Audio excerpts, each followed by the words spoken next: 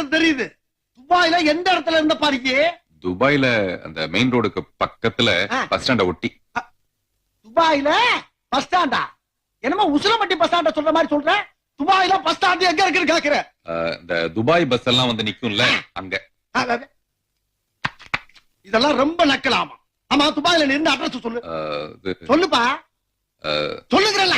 Number 6 விவேகானந்தர் தெரு, Dubai குறுக்கு சந்து, Dubai main road, Dubai.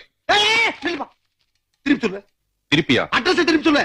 Dubai, Dubai main road, Dubai குறுக்கு சந்து, விவேகானந்தர் தெரு, நம்பர் 6. என்ன அப்படியே திருப்பி சொல்ற? நீ தானே திருப்பி சொல்ல சொன்ன, அதான் திருப்பி சொல்ல. அந்த திருப்பியா? ஆஹா, பயங்கரமான ஆளா இருக்கா.